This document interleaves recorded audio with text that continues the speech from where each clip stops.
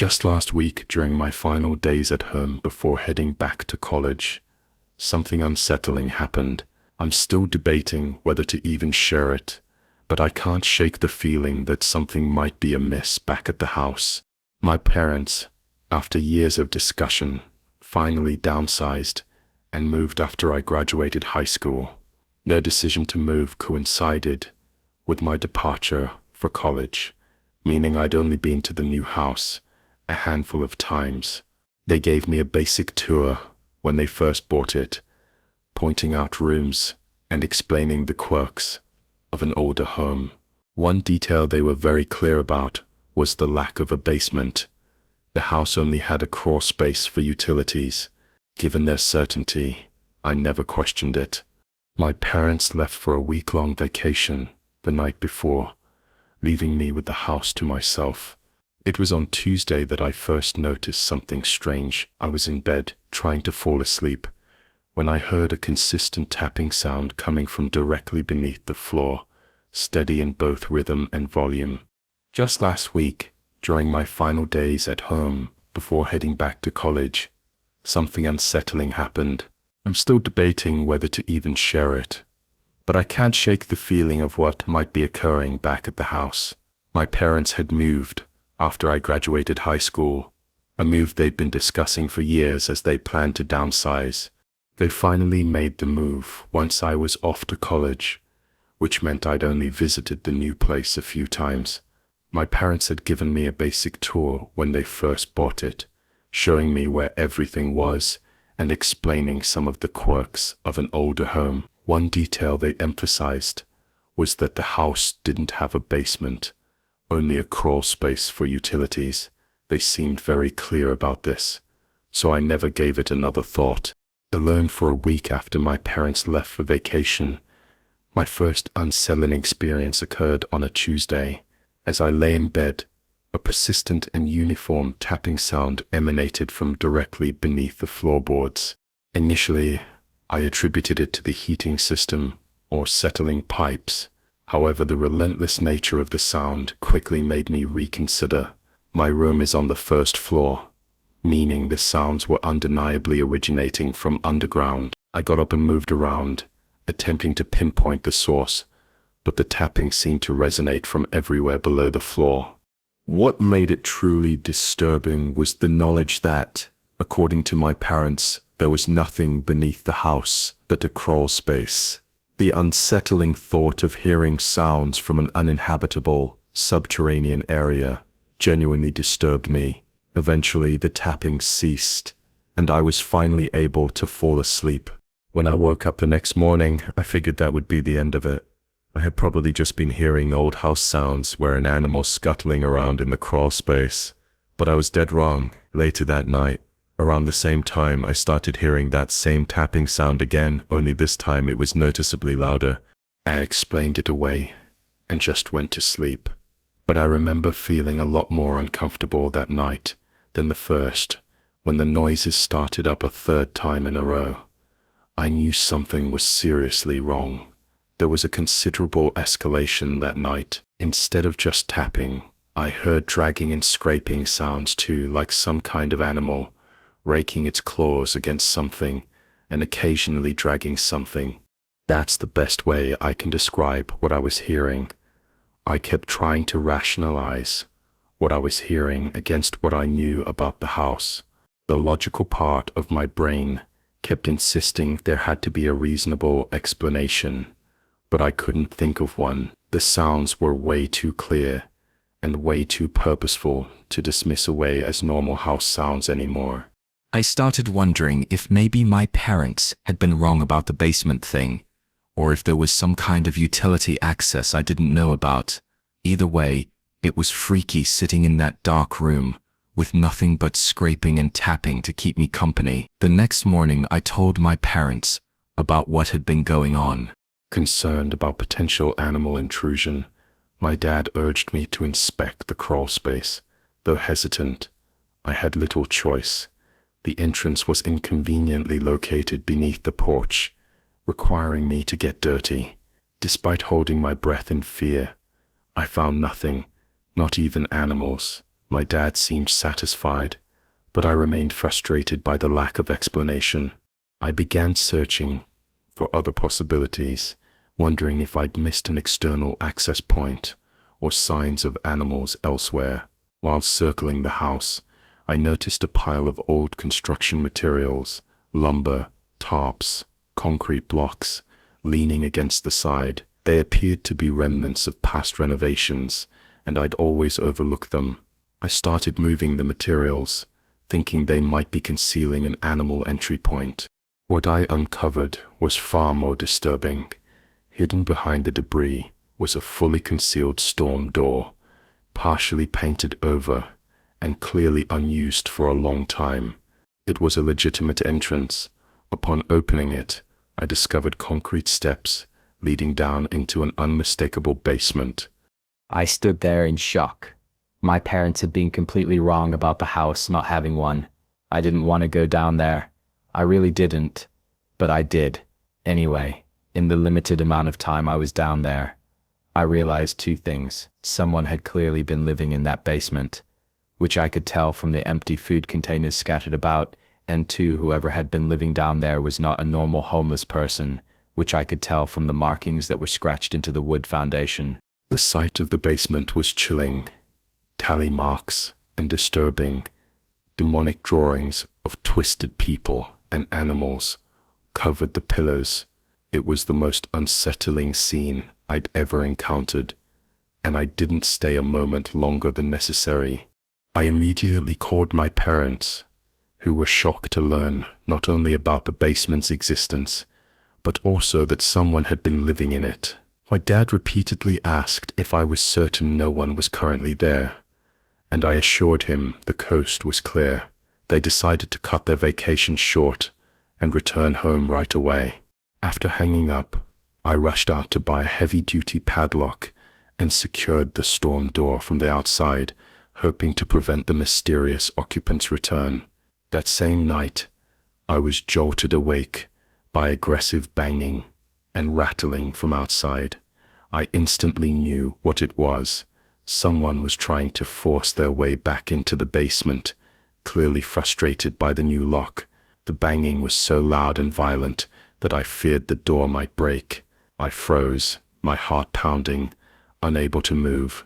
When the banging stopped, I unfroze and crept to the window. Just in time, I saw a figure sprint across the backyard and disappear into the darkness.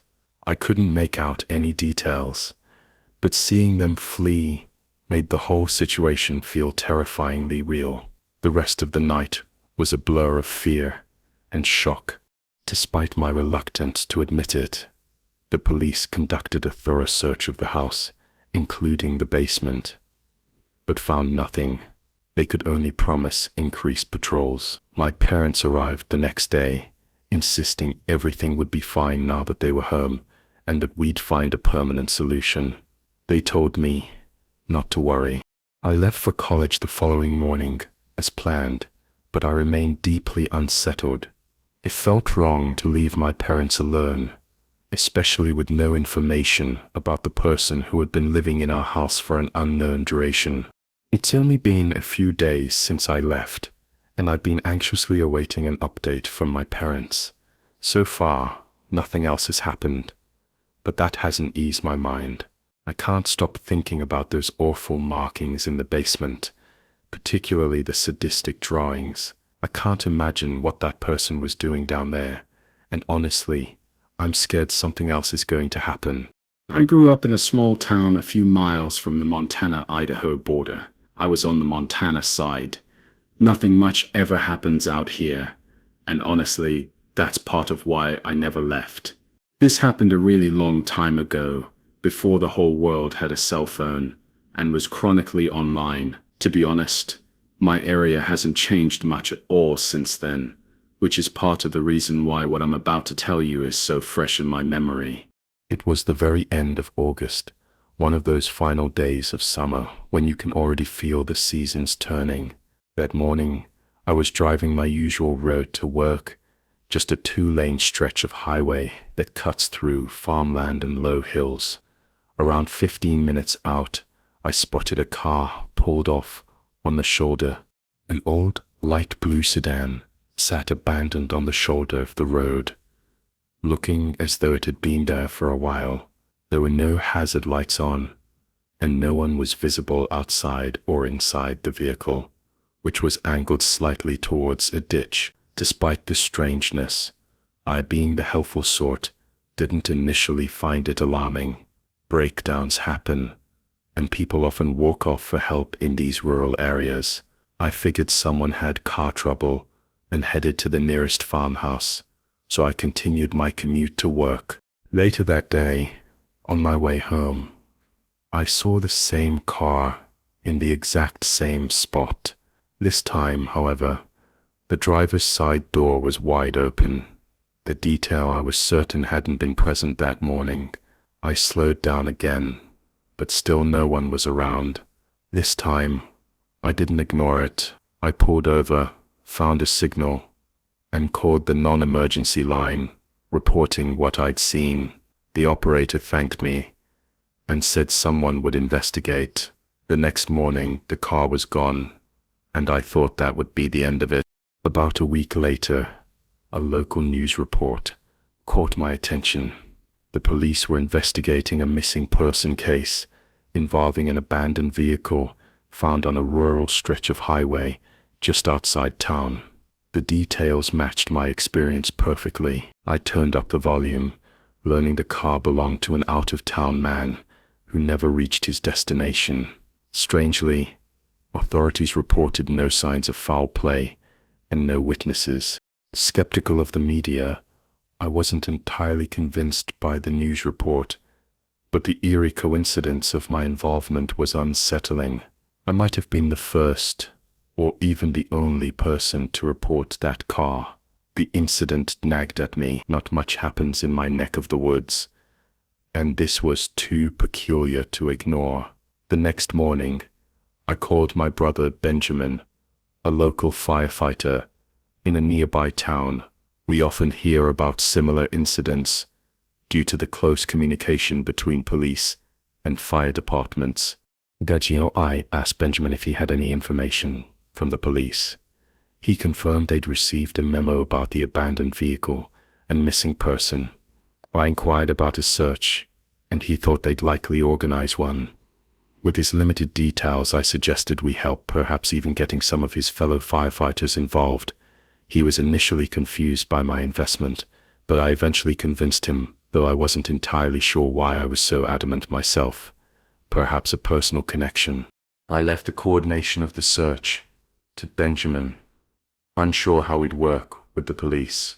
Within a couple of days, and with official permission, he organized something. The police were already planning a search and welcomed the extra help. It wasn't a huge operation. A few officers, some off-duty firefighters, and me. The search focused on a shallow wooded patch and old irrigation ditches off the highway. This terrain, unassuming from a passing car, was easily disorienting on foot. We split into pairs for efficiency, and I naturally teamed up with my brother. About an hour in, one pair radioed in. Having spotted something through a break in the brush, we all converged quickly. It was an old, dilapidated maintenance shack, half sunken into the ground and overgrown. Practically invisible from the road, the door hung slightly open, its lock broken. Inside, it was dark and musty, as expected of an uninhabited space. However, as my eyes adjusted, I started noticing signs of recent activity. Empty water bottles and food wrappers scattered about. Deliberate. The search team spread out to check for additional evidence, both inside and around the perimeter of the shack. One of the firefighters said he spotted something by the back wall, so the rest of us went over to check it out. There was a small clean hole in one of the wooden boards, just above floor level. The hole had sharp splintered edges that looked nothing like the kind of damage you'd expect from weather or rot. It looked exactly like a bullet hole. We searched thoroughly, both inside the shack and around it, looking for a shell, casing, a slug, or any signs of blood. But there was nothing, just that single unexplained hole in the wall that did make sense, given the complete lack of other evidence. The officers radioed in the discovery to dispatch, and I could tell from their tone that this had moved beyond a simple missing person case. The lead officer gathered all of us together and said they'd take it from there. Then he specifically asked me to leave, since I was the only civilian there. I felt dismissed and frustrated, but I didn't have much choice except to comply, so I left. When I called Benjamin later that evening, he gave me vague responses about what had happened after I left. Eventually, he admitted that the firefighters had also been asked to leave. Shortly after I departed, the police had basically cleared everyone out and took over the scene entirely. Over the following weeks, I waited for updates. Benjamin's contact at the department claimed they didn't know any details about the case, which I found strange. The local news never followed up beyond the original missing person report. It was like the whole thing had just been quietly dropped. Eventually, I decided to drive back and find the shack on my own. I was certain I remembered exactly where I was. So one day I drove along the highway until I found the spot where we had begun the search. I spent hours walking the area where I was absolutely certain the shack should be. I followed the irrigation ditches to a T. Everything from the terrain to the sky looked exactly the same as it had that day. But there was nothing, no shack in sight. I started questioning my own memory. I figured there was a slight chance that maybe I wasn't looking in the exact right place. But even if that were the case, the shack should have been somewhere in that immediate range. I tried a different section of the search area than another, but still found nothing. It was so strange, stranger than I'm describing it now. I remember standing there, in that overgrown scrubland, completely alone, with the exception of the gentle breeze that whisked past me every so often. Peaceful, yeah, but strange. The only other explanation I could come up with was that maybe the county had removed the shack entirely. It wouldn't have been too difficult to excavate the thing and haul it away. But that seemed like an extreme response to what was supposed to be a routine missing person case. Those were the only two options, though. Either my memory had misled me, or the shack was no longer there. I left shortly after that. There wasn't much else I could do, really. I was left with this uncomfortable feeling that something important happened during those final days of summer. Something I was briefly allowed to witness before being shut out to completely every year when August ends and I feel that familiar shift in the air. I think about that abandoned car and that bullet hole in the wall of a shack that may or may not have even existed. This happened last August, and it's completely changed how I feel about solo camping. When I was a kid, my dad had this end of summer tradition where he'd take me and my brother on a camping trip sometime around mid-August. Nothing elaborate, just a few days in the wilderness to mark the end of summer before school started back up. I am in my late 20s now with a steady girlfriend, and I've moved on with my life in most ways. But that end of summer camping tradition is something I've tried to keep alive. Sometimes I can convince my dad and brother to join me, but usually it's just me going solo because my girlfriend absolutely hates camping.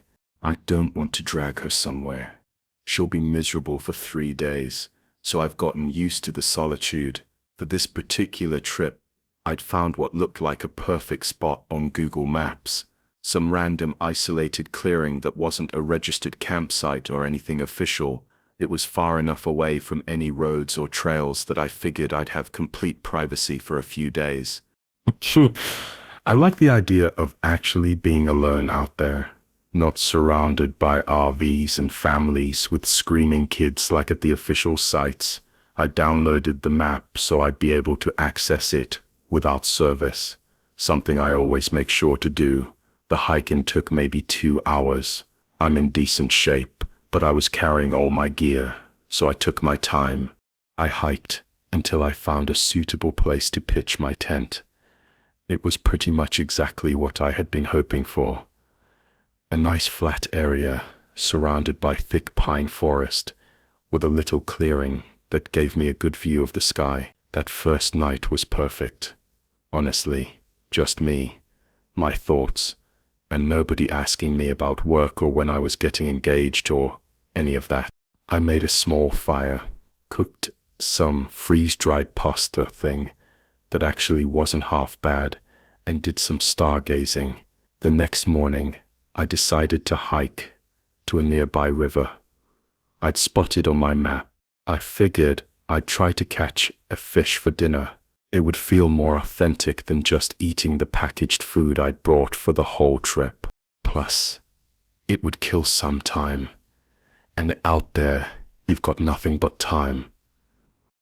I basically spent the whole day at the river, but I didn't mind. It was nice and peaceful, and even though I'm not much of a fisherman, I got lucky and actually caught a decent-sized brook trout. I threw it in my handheld cooler and started making my way back to camp. I was feeling pretty good about myself. My dad would have been proud. The problem was that I'd completely mistimed the sunset and underestimated how far I'd hiked. What should have been a leisurely walk back to my campsite turned into a trek through the woods. After the sun had already gone down, within maybe 20 minutes, it went from that golden hour light to basically full darkness. I had a headlamp, but the terrain was unfamiliar enough that I was moving pretty slowly. At one point, I noticed a faint light in the distance. It appeared to be swaying back and forth in this rhythmic pattern like someone was walking with a lantern or a flashlight. At first, I was actually relieved. Maybe there was another camper out there. We could help each other navigate back to wherever we were supposed to be. After all, if you're hiking through overgrown wilderness at that time of night, you've definitely screwed something up or missed time, something just like I had. As I watched the light, I realized it was getting closer to me, meaning whoever was holding it was walking in my direction, not wanting to spook them. I decided to announce my presence and yelled out a friendly hello, followed by asking if they were camping too. I kept my tone as friendly and unconfrontational as possible. The light immediately stopped swaying. I watched as it sat perfectly still for several seconds, which struck me as odd. Then, without warning, it shut off completely, which struck me as even odder. Another few seconds passed, and I stared at the now pitch-black spot where the light had just been. And then, out of nowhere, I heard this violent crashing through the underbrush, like someone running full speed through the forest, but not toward or away from me, off to the left, perpendicular to where I was standing. It was unmistakable. My heart was going pretty good. At that point, the whole thing was really, really disturbing. I can't even begin to describe how uncomfortable I was. Everything about it was just so wrong. Why would someone run away like that? Even if I'd startled them, the normal reaction would be to say something back, right? Or at the very least, back away slowly, not sprint through the woods in the dark. I tried rationalizing it the whole way back to my campsite. The best explanation I could come up with was that I had somehow scared them by calling out. After all, they had no way of knowing that I meant no harm, and encountering a stranger in the middle of nowhere at night could be frightening for anyone. But still, I couldn't shake the feeling that something was off.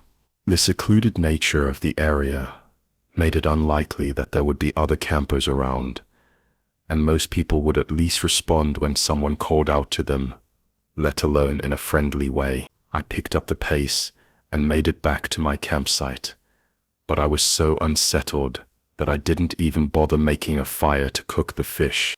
I just sat in my tent, ate some of my packed food, and tried to read my book before calling it an early night. I'm normally a pretty heavy sleeper, especially when I'm camping and exhausted from hiking all day. So when I woke up randomly in the middle of the night, I knew something was off. I listened to my surroundings for a few minutes, but everything sounded normal, just the usual forest noises you'd expect, before trying to go back to sleep. I realized I needed to step outside to relieve myself. I unzipped my tent and started to poke my head out. The moon was pretty bright enough that I could see the clearing without my headlamp. The moment I got a clear view of my campsite, I froze. There was someone standing there maybe 15 feet from my tent. I couldn't make out any details, just the silhouette of a person where there absolutely should not have been a person. They were just standing there motionless, like they were watching my tent. I'd never been in a situation like that before, and I honestly had no idea what to do. My mind was racing, but my body wouldn't move. Surely, whoever was there had seen or heard me unzip the tent, and they probably also knew that I was not aware they were standing there. I was likely moments away from being attacked. As soon as I started thinking along the lines of life and death, my survival instinct took over and I was able to snap myself out of my haze. I reached for the switchblade. I always kept by the entrance of my tent and called out loudly, asking who was there. The moment I spoke, the figure started sprinting directly toward my tent, catching me completely off guard. No warning, just 0 to full sprint, instantly shrieking in the shrill, unnatural scream that didn't even sound human. They hit me. Before I could even process what was happening, the two of us started rolling around on the grounds, and the guy, definitely a man judging by the voice, began clawing at my face, like an animal, not punching, literally clawing like he was trying to rip me to shreds.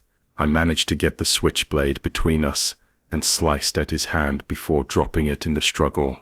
Even though I hadn't gotten off the cleanest strike, cutting his hand was apparently enough, because he immediately started shrieking and got off of me. He went crashing through the woods again, only this time I could hear him screaming or laughing or making whatever sick noise he was making. I sat there for who knows how long, trying to process what just happened. My face was stinging from the scratches, and my hands were shaking uncontrollably. I could feel blood all over my face, but I wasn't sure if it was mine or his. I considered trying to hike back to my car immediately, but navigating through the woods in pitch black darkness seemed like an even worse idea than staying put.